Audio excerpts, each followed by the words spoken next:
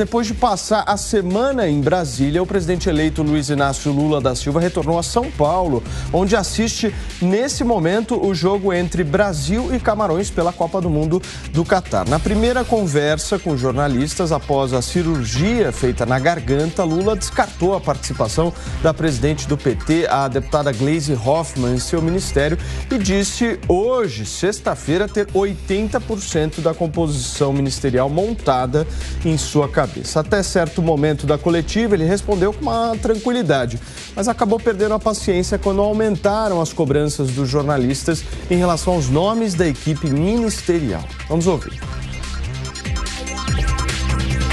E se tiver que anunciar, eu vou anunciar, mas não tem nada certo, querida. Deixa eu falar uma coisa para vocês. Eu vou com muita tranquilidade, porque eu não posso dar passo para frente e voltar atrás. Eu não posso. Então eu não tenho pressa. Porque eu só vou tomar posse dia 1º de janeiro. Por que eu tenho que ficar anunciando as coisas agora? Então deixa eu lhe falar uma coisa. Olha, tudo que as pessoas falarem é bom que vocês publiquem, porque eu fico sabendo. É bom, mas o que vai valer é quando eu falar. Quando eu falar, é definitivo. Tá aí o primeiro trecho da coletiva de hoje do presidente eleito Luiz Inácio Lula da Silva. A gente vai repercutir várias outras falas, mas antes deixa eu conversar com o nosso time, Rodrigo Constantino, Jorge Serrão, e hoje nosso comentarista convidado é o Rodolfo Mari. Seja bem-vindo mais uma vez, Rodolfo. Obrigado. Aqui ao 3 em 1. Consta, eu quero começar fazendo um raciocínio aqui contigo, porque ele diz com todas as letras que o próximo ministro da Fazenda vai ser um ministro que tenha a cara do primeiro governo dele. Qual foi essa cara? Seu microfone, Consta, por favor. Aqui está aberto. Por favor, agora sim, estamos ouvindo. Boa tarde a todos. Paulo, foi a cara de enganar o mercado. Então o Palocci ali não chegou chutando a porta, abrindo o cofre, escancarando os recursos públicos para os seus companheiros. Havia no Banco Central o Henrique Meirelles. Então, havia ali um simulacro de ortodoxia por baixo dos panos, já sendo preparado o bote, né? Então, teve ali um fator que alguns analistas esquecem, né? Assim que o Lula assumiu em 2003, foi quando começou aquele boom da China, que puxou o preço das commodities para cima. O Brasil teve um bilhete de loteria. Então, muita gente confunde o primeiro mandato do Lula com uma responsabilidade e tudo, ignorando os pilares externos e internos. Os pilares internos eram a herança bendita, que o Lula chamava de herança maldita, que veio do Fernando Henrique Cardoso, um governo ajeitado, com as contas mais ou menos em ordem. E, do lado externo, o fator China. Então, mesmo assim, eles conseguiram depois colocar tudo a perder, porque veio logo em 2005 o mensalão, eles tiveram que escancarar os cofres para comprar apoio. Então, de novo, Paulo, eu vou insistir na minha toada aqui. Eu não estou entendendo a angústia, a apreensão, as incertezas em se tratando de Lula e do PT. E desse jeito aí, daqui a pouco de falar, minha querida, fica quietinha, vai ser assim que ele vai tratar a mídia. As pessoas vão sentir saudade rápido, né? Do terrível, fascista Bolsonaro, aquela ameaça incrível à democracia brasileira que nunca existiu. Serrão, como é que você vê nesta sexta-feira a indicação de Haddad? Porque ela vem ganhando cada vez mais força, né? Saudações, meus amigos, meus amados haters. Vai ser a indicação. É quem Lula quer. Agora, achei muito interessante a sua pergunta sobre a cara do governo Lula, do primeiro governo Lula. Tinha uma cara oculta. Essa cara era a de José Dirceu de Oliveira e Silva, que ele trabalhava a economia nos bastidores. O comandante era Antônio Palocci Filho, que foi o sucessor do Celso Daniel no controle da grana do PT. Mas José Dirceu manobrava nos bastidores. Era ele quem nomeava todos os gestores de fundo de pensão das estatais. Lembra lá na frente como é que esses fundos de pensão foram usados nos esquemões do PT? Pois é. Ele também nomeou parte dos conselhos de administração de várias empresas estatais. Inclusive, um detalhe que pouca gente lembra, ele fazia parte do conselho de administração daquela empresa, uma empresa muito importante, chamada Petrobras. Vocês se lembram, né? que aconteceu na Petrobras depois. Até hoje, tem gente aí sendo condenada pelos escândalos do Petrolão.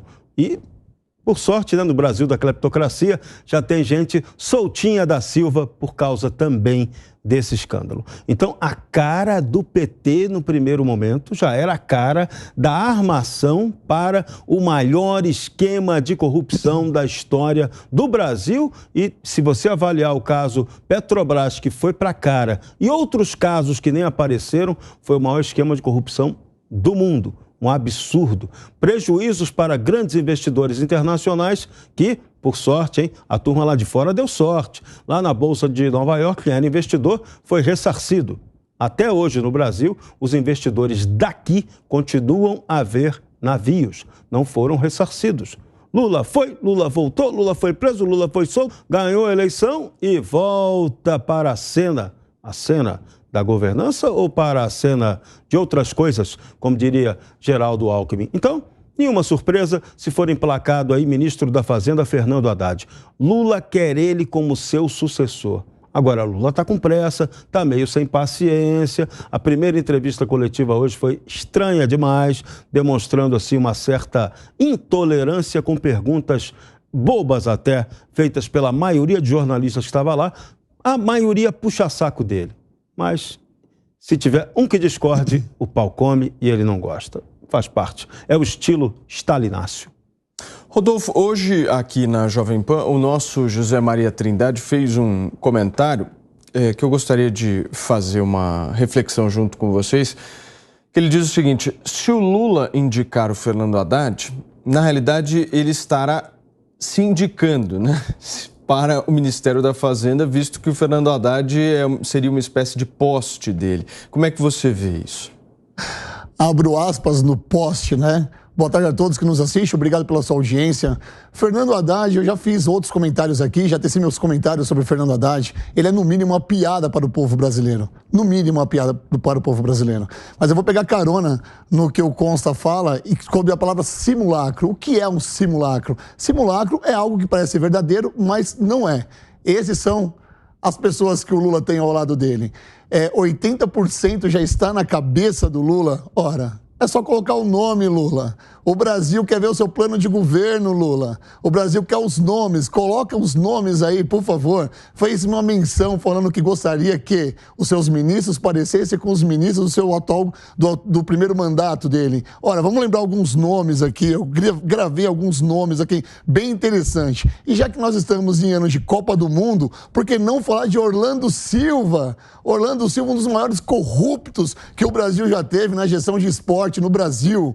É uma vergonha, mas vamos colocar alguns nomes aqui. Muito se falou do José Dirceu, né? Mas eu vou falar outros nomes. Agnello Queiroz, que foi o antecessor de Orlando Silva, que também foi um canalha para o brasileiro.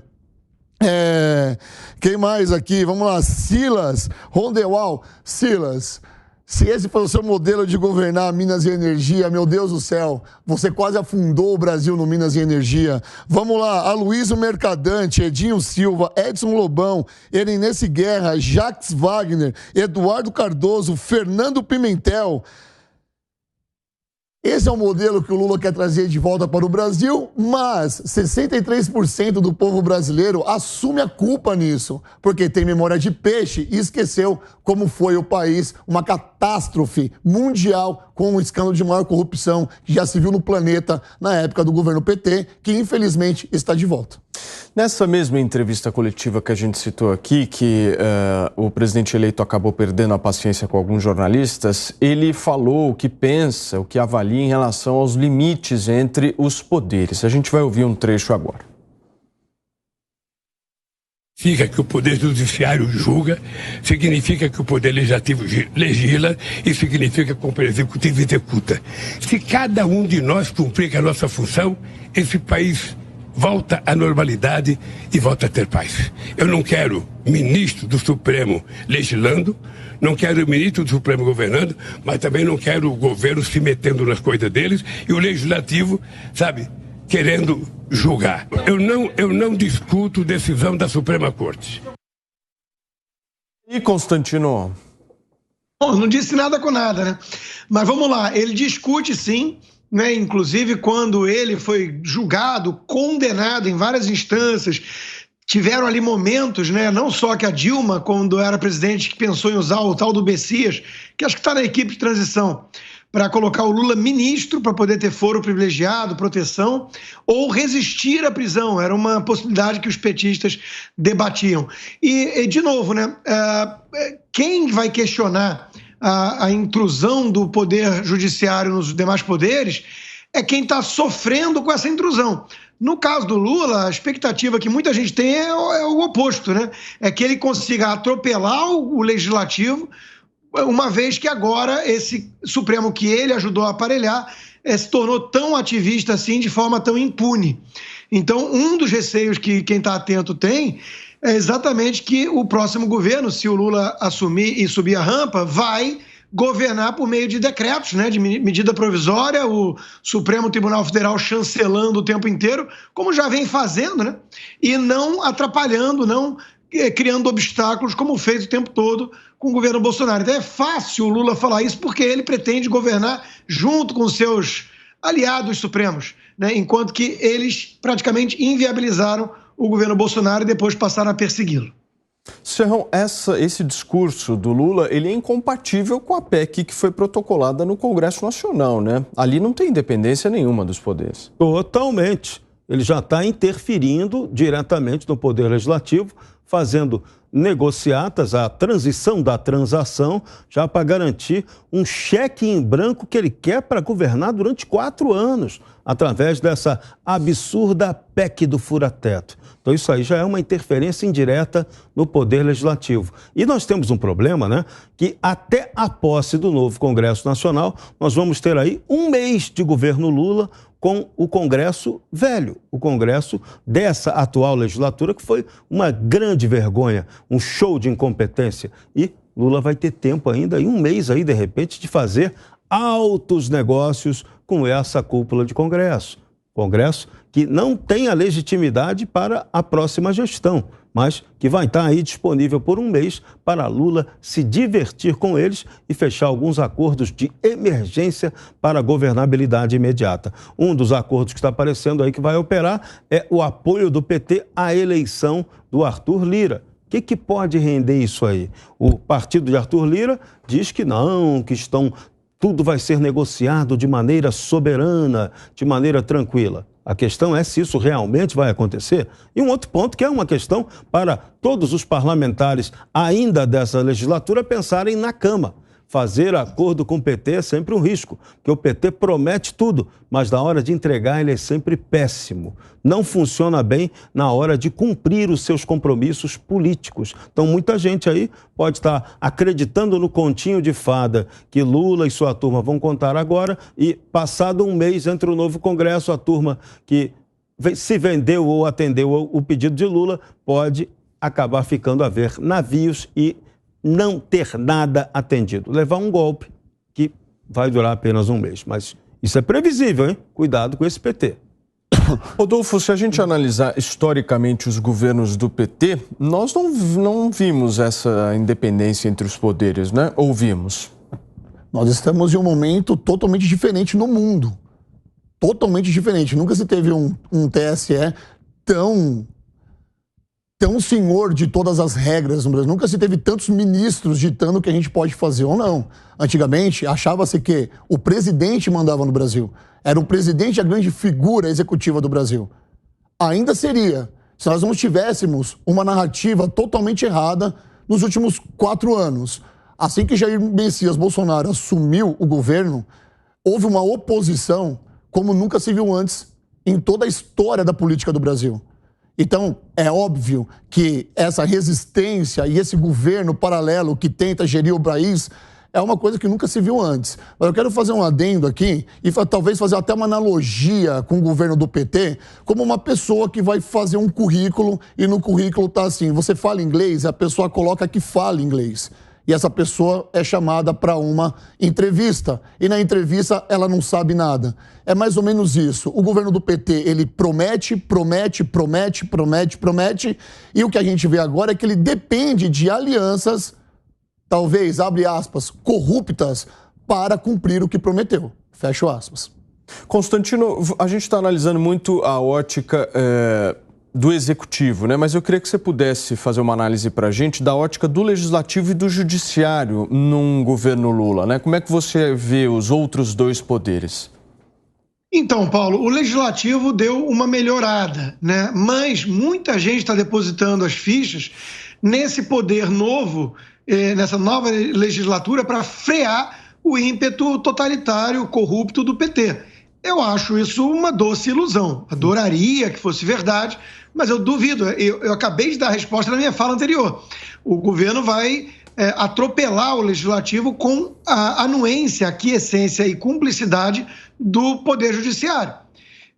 Os nomes aventados para o STF do Lula, né, que surgiram na imprensa até agora, é o Zanin, o advogado que faz Gilmar Mendes chorar de emoção e que depois vai lá almoçar ou jantar com Barroso em Nova York, e a mulher do Chico Buarque, se eu não me engano, né? Sim. Quer dizer, é um negócio impressionante. Então, de novo, Paulo, não dá para esperar nenhuma melhoria vindo disso, né? Não dá para esperar nada republicano vindo disso. É essa turma, é a turma que está dando um jeito aí de como é que faz para trazer o Nicolás Maduro para posse, né? Porque ele não pode entrar no Brasil. Então, de novo, não tem mistério aqui, né? O PT flerta com modelos, com regimes que não são republicanos, que não são democráticos, e ele vai tentar implantar isso no Brasil, atropelando os obstáculos. Como? Né?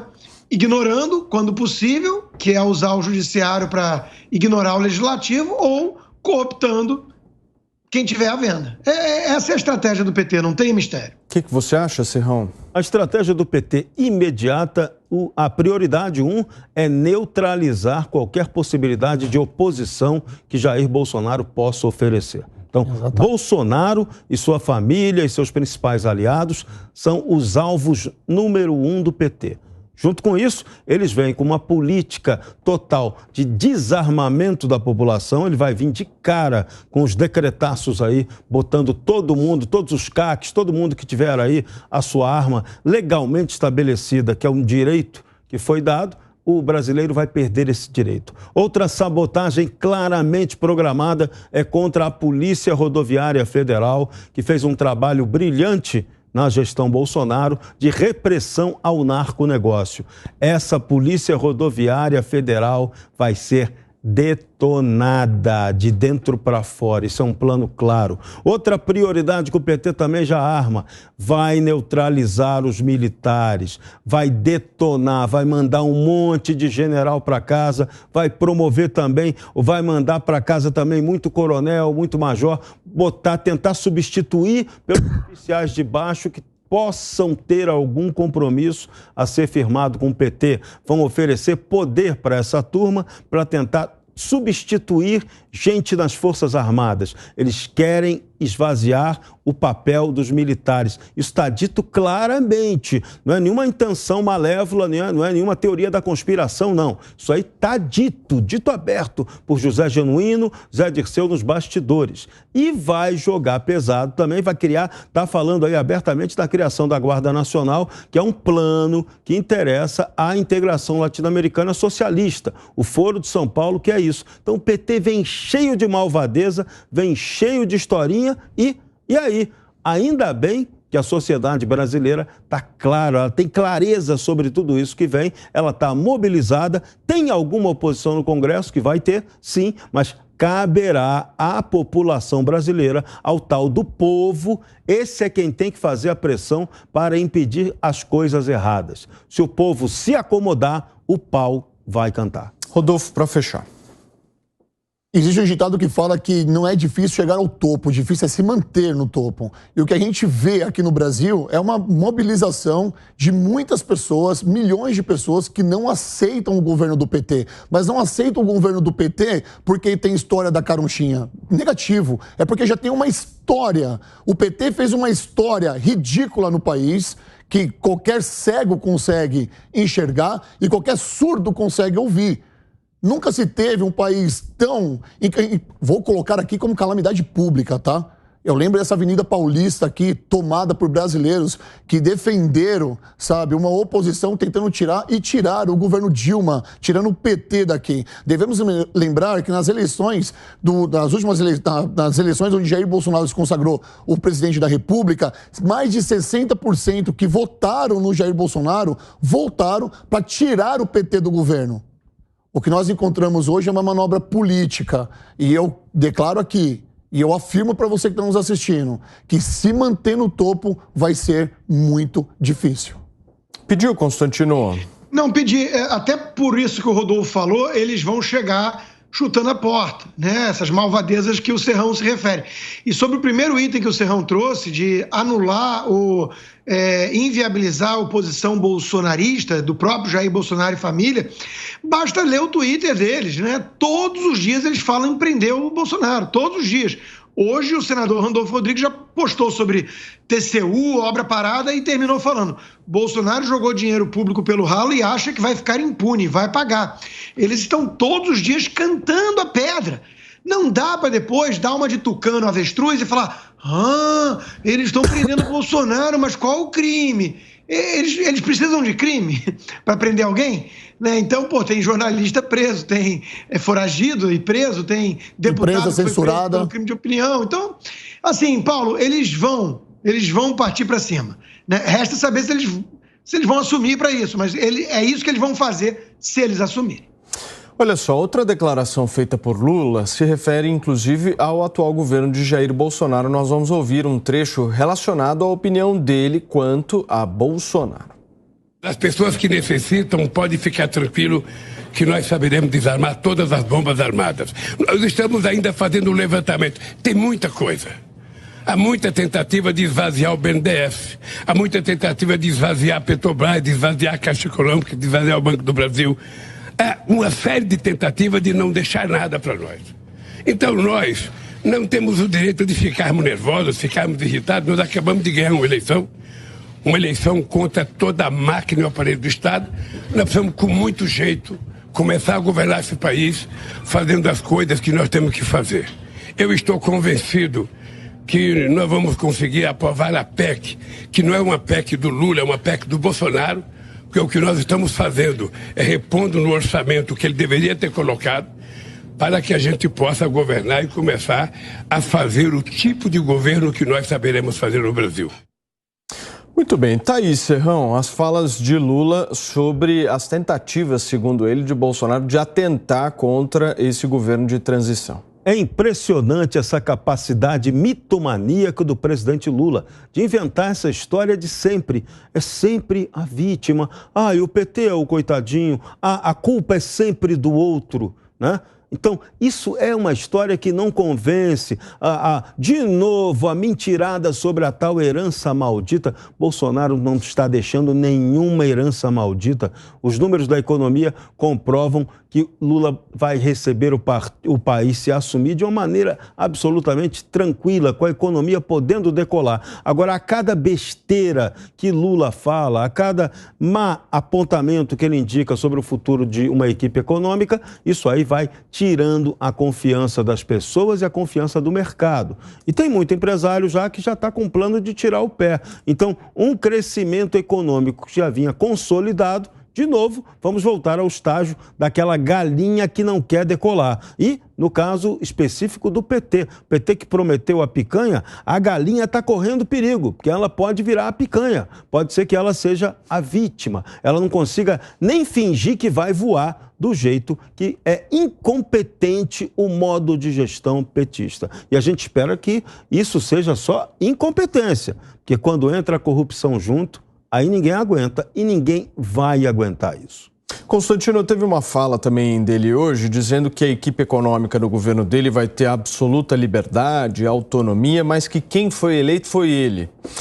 Você quer traduzir essa fala para mim? Traduzo, sim. O projeto de governo, o projeto econômico de governo vai ser a divisão do butim. Ele foi eleito para isso, os acordos de bastidores são para isso, a oferta para o povo é a picanha, que ele já esclareceu que é uma picanha metafórica ou de soja, para agradar a Xuxa, que lulou, e o resto é a divisão do butim. Então, o que ele quer, a PEC do Bolsonaro, que ele quer é 200 bilhões de reais acima, né, fora do teto. Para quê? Porque tem muitas torneiras que precisam ser reabertas, Paulo. Nós temos que falar português claro aqui. Como é que a turma dos artistas, que deu tanto apoio ao Lula, vai voltar a ver o dinheirinho público pingando se não tiver mais Lei Rouanet? Como é que os sindicalistas vão poder comprar mortadela e mobilizar a gente alugada nas ruas para fingir que tem apoio popular se não tiver um imposto sindical e não tirar 4 bilhões dos trabalhadores para sua caixinha? Como é que os doutrinadores disfarçados de professores vão ganhar mais dinheirinho nas faculdades que já consomem 95% do orçamento para a folha se não tiver mais recurso? Então, é disso que se trata o PT, a divisão do butim. E veja, não é a divisão do butim apenas em nível nacional. Nós temos que ser realistas aqui, a turma tem que trabalhar muito. O próprio Lula mencionou o BNDES. Esvaziaram o BNDES. Quando você olha um gráfico dos desembolsos anuais do BNDES, você entende o que ele está querendo dizer. O PT pegou com 36 bilhões de reais por ano de desembolso, levou para mais de 200. E isso financiava metrô em Caracas, porto em Cuba, obras em Angola. Tem que ajudar os companheiros. Veja que a presidente da Honduras já disse que vai vir para a posse do Lula, vai no Brasil na posse do Lula para cobrar a fatura. Né? Então, de novo, é a divisão do butim, Paulo. O PT não tem aliança. O PT tem comparsa, tem cúmplice. Então, todos eles estão querendo meter a mão no nosso dinheiro. Aí a pergunta é se o povo vai deixar ou não. O que você acha, Rodolfo? É uma honra estar com pessoas inteligentíssimas aqui que faz uma síntese perfeita do retrato do Brasil. É simplesmente, até você que está nos assistindo, que nunca se interessou por política, só falta a gente desenhar aqui para você qual que é o modelo. Eu tenho certeza que você em casa está conseguindo entender o que nós estamos falando aqui. Esse plano de governo do PT que nunca existiu, e quando ele fala, é eu que mando, é aquele negócio, né? Manda quem pode, obedece quem tem juízo. Tudo vai passar por ele, mas na verdade nada vai passar por ele, porque ele não tem um plano ainda. E sobre o que você falou, agora, Consta, das pessoas estarem vindo para o Brasil, porque eles enxergam o Brasil lá fora, tá? Como uma grande nação rica. E aqui nós temos o BNDES, que é a torneira aberta para os nossos vizinhos quando o PT está no comando.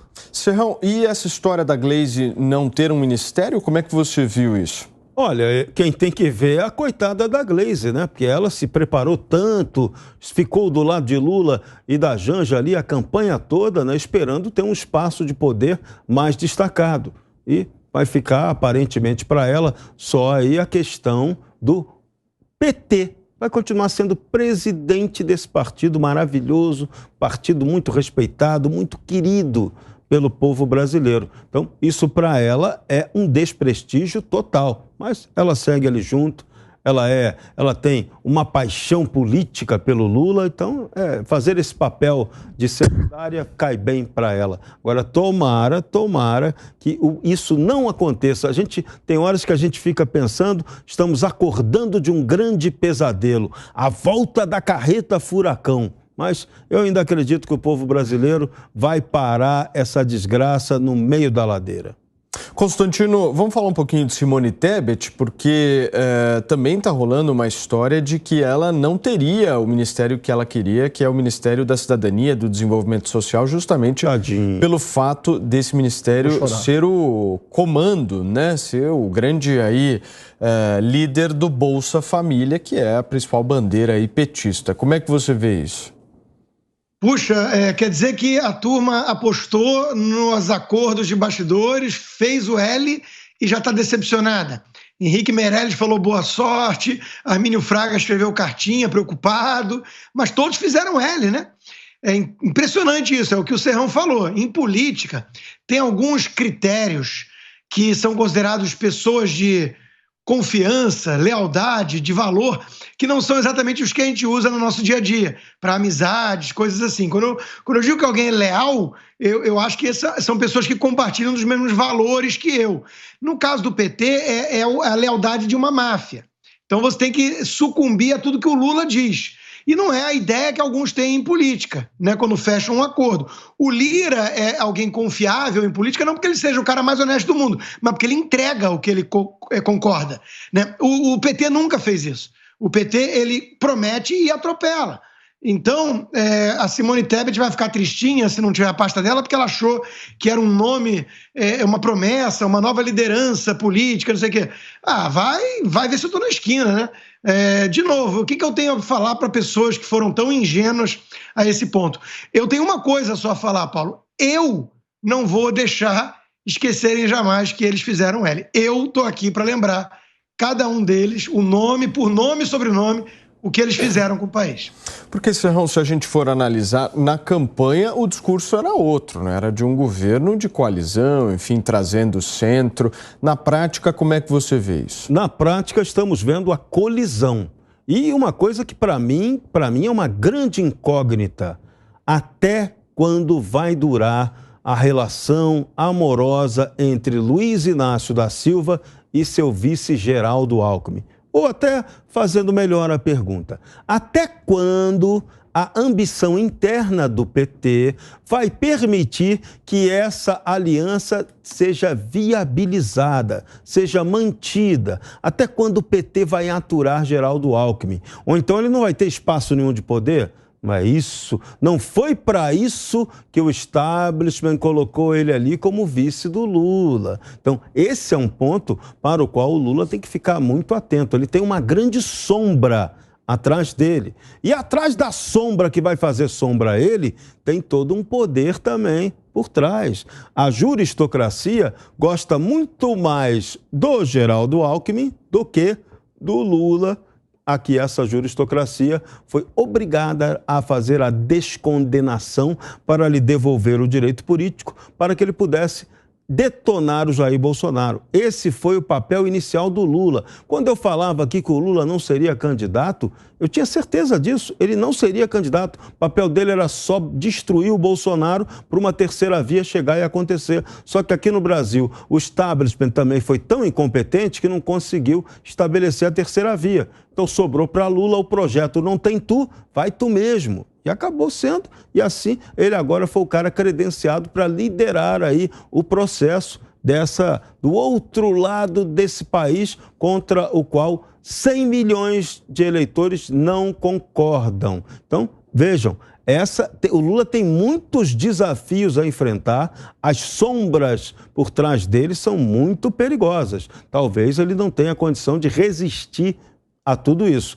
Se ele não entregar, não cumprir os acordos, nego corta a cabeça dele em 2 segundinhos e coloca o craque substituto. Para fechar, Rodolfo, por favor. Vou voltar um pouco, quero falar um pouco da Simone e pegar o gancho. Ela não foi vista lá em Curitiba, na frente da Polícia Federal, acampando ou levantando a plaquinha. Ela não foi vista. O Lula, ele pode ser qualquer coisa, mas ele está sendo fiel aos seus comparsas e sabe muito bem onde colocar cada um. Lógico, em ano eleitoral, é muito bom fazer a campanha da boa vizinhança. Ele fez isso com a Simone. Só que agora, faz o L aí, Simone. Não, mas ele vai dar alguma coisinha pra ela, coitada, ela merece. Você acredita muito nisso?